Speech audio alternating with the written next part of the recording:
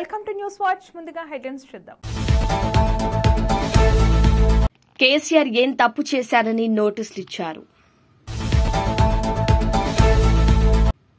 భూభారతి సదస్సులో రైతులకు ఎంత మంచి మర్యాదగా పోలీసులు సన్మానం చేశారో చూడండి. యాదగిరిగుట్ట ఆలయ కార్యాలయంలో సమీక్ష అనంతరం మీడియాతో ప్రభుత్వ బీర్ల ఐలయ్య. ఏసీబీ ట్రాప్లో చిక్కిన అవినీతి చేప.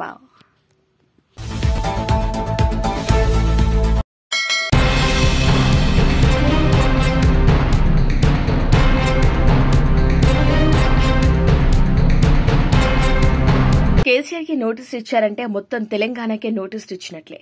తెలంగాణ భూములకు నీళ్లివ్వటం కేసీఆర్ చేసిన తప్ప, తెలంగాణను అభివృద్దిలో నెంబర్ 1 గా నిలబెట్టడం తప్ప. కాళేశ్వరం కమిషన్ కాదు, అది కాంగ్రెస్ కమిషన్, రాజకీయ కమిషన్. కవిత రేవంత్ రెడ్డి సర్కార్ మీద మండిపడ్డారు. ఏం తప్పు చేశారు కేసీఆర్ గారు? నీళ్లు ఇవ్వడం ఆయన చేసినటువంటి తప్ప, నిధులు తీసుకురావడం ఆయన చేసినటువంటి తప్ప, కేసీఆర్ కిట్ ఇవ్వడం ఆయన చేసినటువంటి తప్ప, అభివృద్ధి పదంలో తెలంగాణను దేశంలో నంబర్ 1 గా నిలబెట్టడం తప్ప ఏం తప్పు? ఎందుకోసం నోటీసులు ఇచ్చిరని ఇవాళ తెలంగాణ జాగృతి తరఫున, యావత్ తెలంగాణ సమాజం తరఫున నేను కాంగ్రెస్ ప్రభుత్వాన్ని ప్రశ్నిస్తా ఉన్నాను. కాళేశ్వరం ప్రాజెక్ట్ అంటే కేవలం 3 బెరాజులేనా? కాళేశ్వరం ప్రాజెక్ట్ అంటే కేవలం 3 బెరాజులే అని చెప్పి మీరు ఒక కాంగ్రెస్ కమిషన్ వేసిండ్రు. అది జ్యుడిషియల్ కమిషన్ కాదు, ఏం కాదు, కేవలం అది ఒక రాజకీయ కమిషన్, కాంగ్రెస్ కమిషన్. అది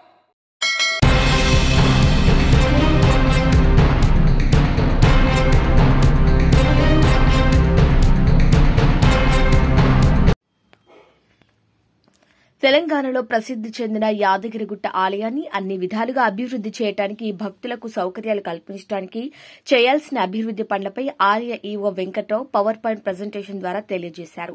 పవర్ పాయింట్ ప్రజెంటేషన్ ద్వారా తెలియజేయాల్సిన దాంట్లో ముఖ్యమైన పనులకు కావాల్సిన 230 కోట్లకు రిపోర్టు తయారు చేశాం.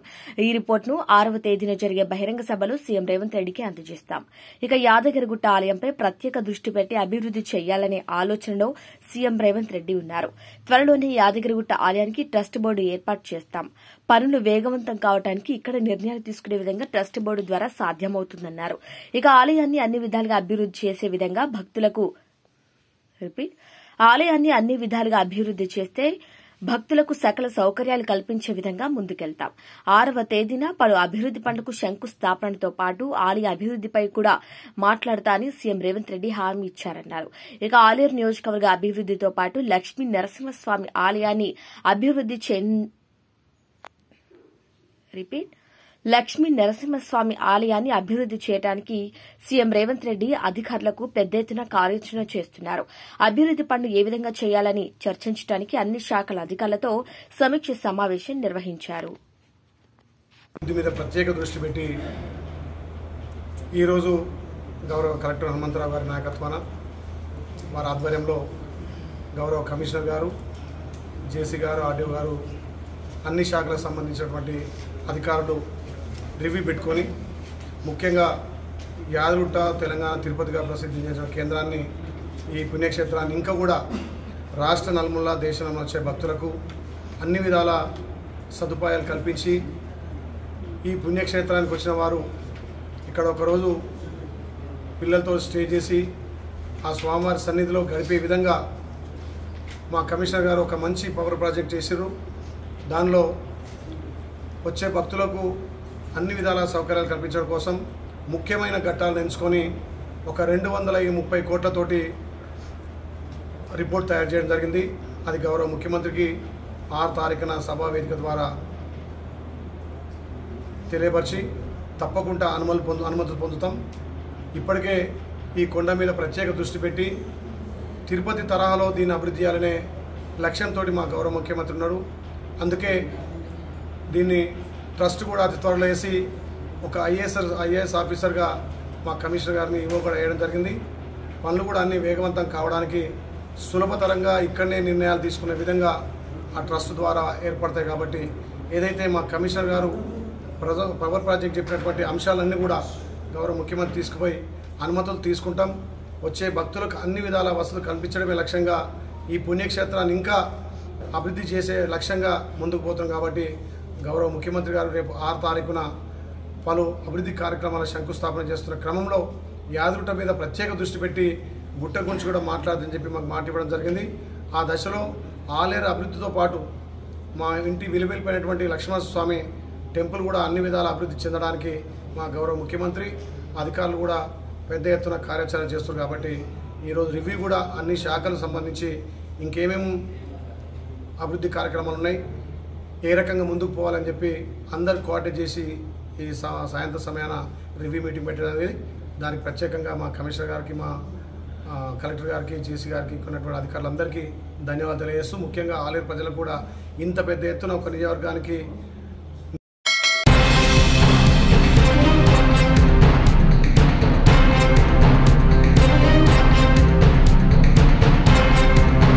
కూటమి వ్యతిరేకతకు పోటెత్తిన ప్రజానికం పులివెందుల కూటమి చేసే అరాచకాలను, అన్యాయాలను, అబద్దపు హామీలను ఎండగట్టింది పులివెందుల నియోజకవర్గ ప్రజానికం.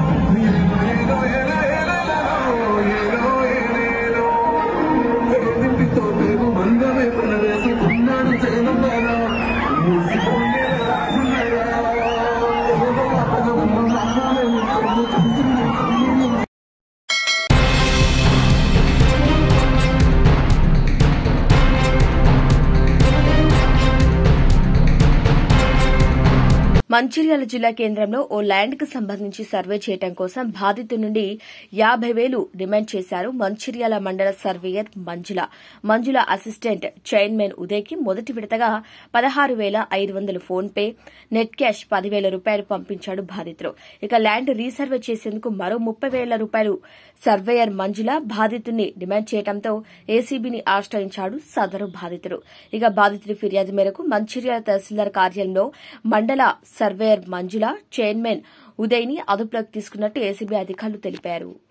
మంచిర్యాలలో మన మండల surveyor Shrimati Manjula madam and ఆవిడ దగ్గర పనిచేసే చైర్మన్ గత 1 మంత్ కిందట ఒక ల్యాండ్ సర్వే గురించి వాళ్ళు రిపోర్ట్ ఇవ్వమనేసి పోవడం జరిగింది. దానికోసం వారు లంచం 25,600 త్రూ డిఫరెంట్ సోర్సెస్ ఫోన్పే ద్వారా 16,500 అండ్ 10,000 క్యాష్ వారు తీసుకున్నారు. అది కాకుండా ఇంకా 30,000 అడిషనల్గా డిమాండ్ చేస్తున్నారు. టోటల్గా 1 lakh డిమాండ్ ఉండింది.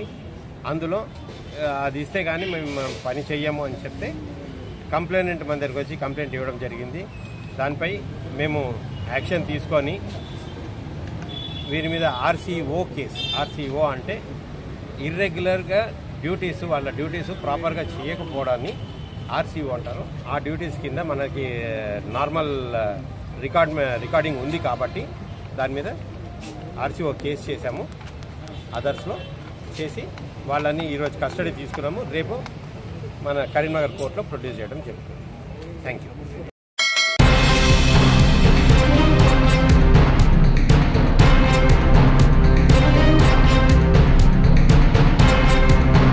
వరంగల్ నగర సుప్రసిద్ద ఆలయం శ్రీ భద్రకాళి అమ్మవారి వేద పండితుల కోసం నూతనంగా నిర్మించ తలపెట్టిన వేద పాఠశాల భవన నిర్మాణ పనులకు భూమి పూజ కార్యక్రమంలో పాల్గొన్నారు తెలంగాణ రాష్ట దేవాదాయ శాఖ మంత్రి కొండా సురేఖ మరియు వరంగల్ పశ్చిమ ఎమ్మెల్యే నాయిని రాజేందర్ రెడ్డి. ఈ సందర్భంగా మంత్రి కొండా సురేఖకు అలాగే నాయిని రాజేందర్ రెడ్డికి ఆలయ ఈవో శేషు భారతి మరియు ప్రధాన అర్చకులు భద్రకాళి శేషు పూర్ణకుంభ స్వాగతం పలికారు. అమ్మవారి దర్శనానంతరం పశ్చిమ ఎమ్మెల్యే నాయిని రాజేందర్ రెడ్డి రెడ్డి ఆలయ ఆవరణలో మాడవీధులకు శంకుస్థాపన చేశారు. అనంతరం ఏర్పాటు చేసిన సభను ఉద్దేశించి రాష్ట మంత్రి కొండ సురేఖ మాట్లాడుతూ ప్రజాపాలనలో దేవాదాయ ధర్మాదాయ శాఖకు అధిక ప్రాధాన్యతనిస్తున్నట్లు ఆమె తెలుపుతున్నారు.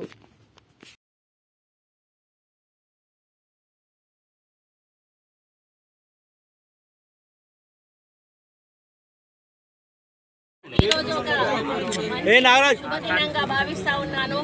ఎందుకంటే వరంగల్లో భద్రకాళి ఆలయంలో ఉన్నటువంటి వేద పాఠశాలకి సరి అయిన సౌకర్యాలు లేక పిల్లలు చాలా ఇబ్బందులు పడతా ఉండే మళ్ళీ అనుకోకుండా ఈరోజు భద్రకాళి టెంపుల్ డెవలప్మెంట్ కోసం చుట్టుపక్కల ఉన్న నిర్మాణాలన్నీ కూడా తొలగించడంతో వారికి ఉన్నటువంటి అకామిడేషన్ కూడా మరి తొలగించబడింది. దాన్ని వాళ్ళను ఇన్ని రోజులు కూడా ధార్మిక భవనంలో ఉంచడం జరిగింది. అక్కడ వాళ్ళకి సరి అయిన సౌకర్యాలు లేక ఇబ్బంది పడుతున్న తరుణంలో మరి మేము ఎండోమెంట్ నుంచి 1,03,00,000 రూపాయలు మంజూరీ చేసి ఈరోజు ఇక్కడ శంకుస్థాపన కార్యక్రమం చేయడం జరిగింది. ఈ యొక్క వేద పాఠశాల నిర్మాణం జరిగితే మరి ఒక వరంగల్ హన్మకొండ మొత్తానికి కూడా ఒక మంచి పాఠశాల ఇక్కడ మేము ఇచ్చిన వాళ్ళం అవుతాము. ఇది మాకు చాలా హ్యాపీగా ఉంది. దీంతో పాటుగా మరి ఆ యొక్క భద్రకాళి డెవలప్మెంట్ కూడా మరి చాలా ఇంపార్టెంట్గా తీసుకొని కలెక్టర్ గారు ప్రత్యేకంగా పరిశీలిస్తూ పరీక్షిస్తూ పర్యవేక్షిస్తూ దాన్ని ముందుకు తీసుకెళ్తున్న సందర్భంలో రాబోయే రోజుల్లో కూడా మరి భద్రకాళి అమ్మవారికి కూడా ఒక వైభవమైనటువంటి మరి గుడిగా తయారు చేసి భక్తులు ఇప్పటికే చాలా ఎక్కువ మొత్తంలో వస్తూ ఉన్నారు. అక్కడ సరిపోయే స్థలం లేదు కాబట్టి చుట్టుపక్కల ఉన్నటువంటి గవర్నమెంట్ ప్లేసులలో ఏవైనా మరి నిర్మాణాలు అవి ఉన్నా కూడా లేకపోతే మరి ఎవరైనా ఆక్రమించుకుని ఉన్నా కూడా అవన్నీ కూడా తొలగించి ఆ యొక్క స్పేస్ని ఇంకా ఎక్కువ చేయాల్సిన బాధ్యత మా మీద ఉంది. ఎందుకంటే మరి భక్తులు వచ్చినప్పుడు ఎక్కువ వచ్చినప్పుడు తోపులాట కానీ తొక్కిసలాట కానీ అయ్యేటువంటి అవకాశం ఉంటుంది. మరి ఆ యొక్క కార్యక్రమాన్ని కూడా మేము ముందుకు తీసుకుపోతా ఉన్నాము. కాబట్టి ఈరోజు మా చేతుల మీదుగా ఈ కార్యక్రమం అదేవిధంగా మాడవీధులకు కూడా మేము దాదాపు 50 కోట్ల రూపాయలు ఇవ్వడం జరిగింది. ఇవన్నీ కూడా మాకు చాలా హ్యాపీగా ఉన్నాయి. రాబోయే రోజుల్లో వరంగల్లో ఉన్న అన్ని టెంపుల్స్ మీద కూడా ప్రత్యేక దృష్టి సారించి మరి ఆధ్యాత్మికంగా ఉన్నటువంటి వ్యవస్థను ఇంకా మేము ముందుకు తీసుకెళ్ళి మరి ఎందుకంటే ఒక ఏజ్ వచ్చిన తర్వాత ఇప్పుడు ఒక ఏజ్ కాదు చిన్న పిల్లల నుంచే భక్తి అనేది ఈరోజు నేర్చుకుంటా ఉన్నారు. వాళ్ళందరికీ కూడా ఒక మంచి మరి ఏదైనా ప్లేస్ ఉంటుంది అంటే అది ఆలయాల్లోకి వెళ్ళినప్పుడే ఆ ప్రశాంతత లభిస్తుంది. ఆ ప్రశాంతత లభించాలంటే అక్కడ అన్ని సౌకర్యాలు కూడా సరిగా ఉండాలి. ఆ సౌకర్యాలని కల్పించి భక్తులకు మరి మంచి ఒక ప్రశాంతమైన వాతావరణాన్ని నెలకొల్పే దిశగా మరి అన్ని ఆలయాలను కూడా ముందుకు తీసుకుపోతామని తెలియజేస్తూ సెలవు తీసుకుంటాం.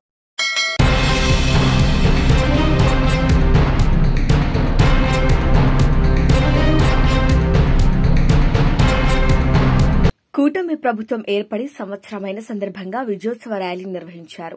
ఈ సందర్భంగా రామచంద్రపురం నియోజకవర్గంలోని కూటమి కార్యకర్తలు భారీగా తరలివచ్చి తెలుగుదేశం పార్టీ జనసేన బీజేపీ నాయకులు ఈ విజయోత్సవాన్ని జరుపుకున్నారు.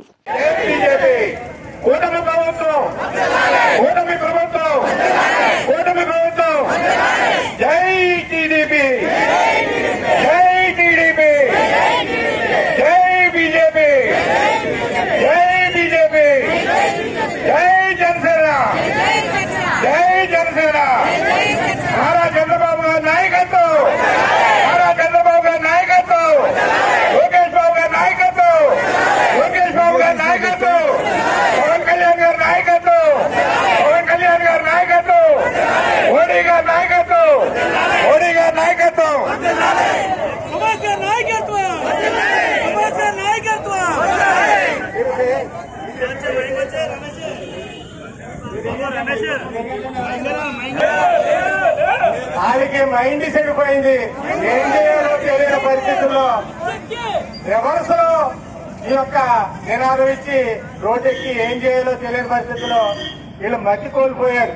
వీళ్ళకి మెట్ల హాస్పిటల్ ఎక్కడైతే ఉన్నారో అన్ని చూసి మనం చేర్పించవలసిన రోజు.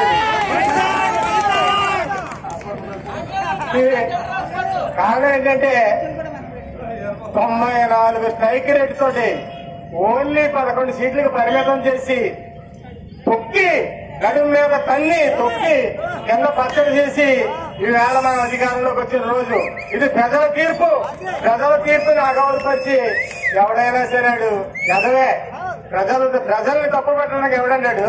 ప్రజలు ఎన్ని కోట్లు కొడిచారా? ఇది చేసిన ఎదవ పనులకి సైకోపాలకి ముగింపుగా ప్రజలు ఇచ్చిన తీర్పు. ఈ తీర్పుని అగౌరవపరుస్తున్నాడు. అగౌరవపరిచి ఎక్కడికి వెళ్తాడు? 11 సీట్లు కూడా లేకుండా ఖాళీ హస్తాలతోటి ఒక రాష్ట్రాన్ని వదిలి బెంగళూరు, ఢిల్లీ పారిపోయే రోజులు దగ్గరలో ఉన్నాయి. ఆ రోజుల ఈ లోపల ఏదో రోడ్ల మీద తిరిగి అది తిరిగి ఇది తిరిగి చేస్తున్నారు. ఇక్కడ పిల్లకాకులు కూడా వస్తున్నాయి. అవినీతి జరిగిపోతుంది. ఈ అవినీతిని ఆప్ చేయండి అని ఎవరు అనేది రండ్రా. ఈ పబ్లిక్ ఈ యొక్క గ్రౌండ్ లో అవినీతి అయిందని నిరూపించే మేము ఇక్కడ మంత్రి గారు రిజైన్ చేసి ఎక్కడి నుంచి వచ్చారు అక్కడికి వెళ్ళిపోతారు.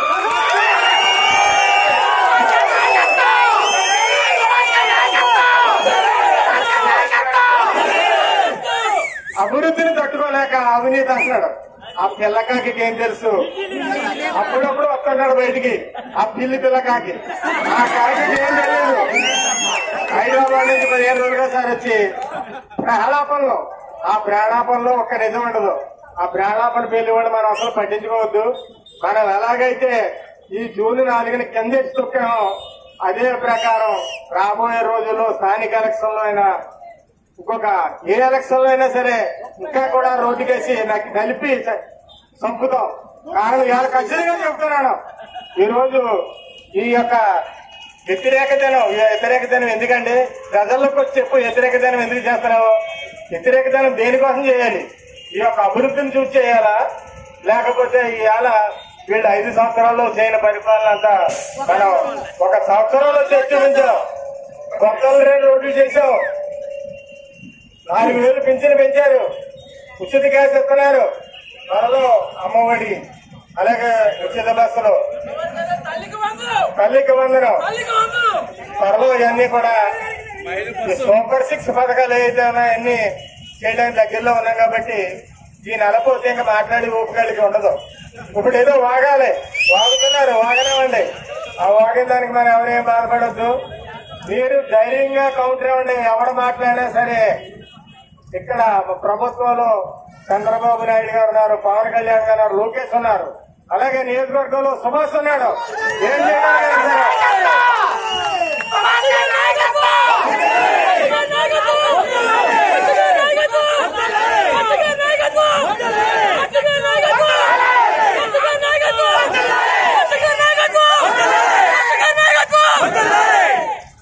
మనం ఈ 2వ పంటకి నీరు కూడా బ్రహ్మాండంగా కరువు ఉన్నా సరే నీరు మన నియోజకవర్గంలో బ్రహ్మాండంగా నీరిచ్చాం. కానీ కళ్ళలో కొంత ప్రకృతి వల్ల కొంతమంది రైతులు ఇబ్బంది పడినా కూడా ఈ సంవత్సరం చంద్రబాబు నాయుడు గారి పాలనలో అధిక పంటలు పండి రైతులు కూడా సుభిక్షంగా ఉన్నారు. త్వరలో రైతు భరోసా కింద 20,000 కూడా పెంచి ఇచ్చే కార్యక్రమం త్వరలో చేపడతారు. పథకాలు అన్నీ అవుతాయి. మనం గర్వంగా మన కూటమి ప్రభుత్వాన్ని మనం చెప్పుకోవచ్చు. మన నాయకులు చంద్రబాబు నాయుడు గారు, పవన్ కళ్యాణ్ గారు, లోకేష్ గారు ఏం చేస్తున్నారన్నది మీరు అందరూ అవగాహన చేసుకుని ప్రజల్లోకి వెళ్ళండి. ప్రజలకు చెప్పండి. మనం గర్వంగా కాలవెత్తుకునే రోజు ఇది. ఈ 4వ తారీఖు ప్రజలు ఇచ్చిన తీర్పు చరిత్రాత్మకమైన తీర్పు. దీన్ని ప్రశ్నించే హక్కు ఎవరికీ లేదు, చేయలేరు, ప్రశ్నించలేరు కూడాను. వీళ్ళందరికీ కూడా మీరు ధీటుగా సమాధానం చెప్పండి. రాబోయే రోజుల్లో మిగిలిన రోడ్లు కూడా 1 సంవత్సరం లోపల రోడ్లు అవనివ్వండి, కమ్యూనిటీ హాల్స్ అవనివ్వండి, శ్మశానాలు అవనివ్వండి, బహుత్తర ప్రణాళికతో ముందరకు నడుస్తున్నాం. రామచంద్రపురం నియోజకవర్గంలో ఈ పని అవ్వలేదు అని అనకుండా అలా 2వ సంవత్సరంలో మనం ఇంకా గర్వంగా చెప్పుకుంటారు. అది ఆ ప్రణాళిక జరుగుతున్నది. దానికి మన పెద్దలు చంద్రబాబు నాయుడు గారు, పవన్ కళ్యాణ్ గారు, లోకేష్ గారు కూడా మన నియోజకవర్గానికి మంచి నిధులు ఇస్తున్నారు. మనం ఈ రోజు మన నియోజకవర్గానికి ఇంచుమించు మన రాష్ట్రంలో కూడా ఎవరికి రానంత ఫండ్స్ 120 కోట్లు ఈ నియోజకవర్గానికి పట్టుకొచ్చారు. అది మర్చిపోయి అభివృద్ధి జరగట్లేదంటారు. వీళ్ళందరికీ మీరు ధీటుగా సమాధానం ఇవ్వండి. మనందరూ ధైర్యంగా వాళ్ళకి మనం ఏదో పని చేయం. వాళ్ళు ప్రభుత్వంలో మన కార్యకర్తలు బతకనేవలేదు, రోడ్డు మీదకి రానివ్వలేదు, ఫ్లెక్సీ కట్టుకోనివ్వలేదు, నానా ఇబ్బందులు పెట్టారు. మనమే ఆ పరిస్థితి చేయవలసి వస్తే అలా వీళ్ళు ఎవరో కూడా రోడ్డు మీదకి రారు, ఎక్కడ కనపడరు. కానీ మన ప్రభుత్వం లక్ష్యం అది కాదు. ఎవరిని ఇబ్బంది పెట్టకూడదు. మనకు ప్రజలు కలిసి వచ్చారు. ఆ ఇబ్బంది పడిన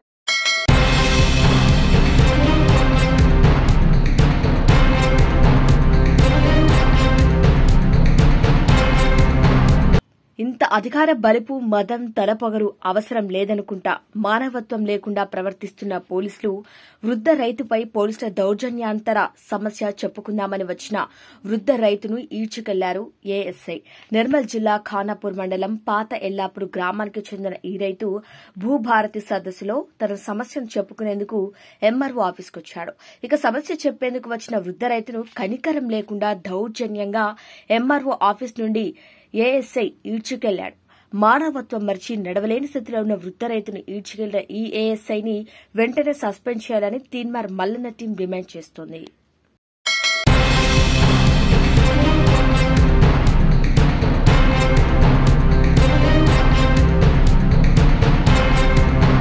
బులెటిన్ ముగించే ముందు హెడ్లైన్స్ మరొకసారి.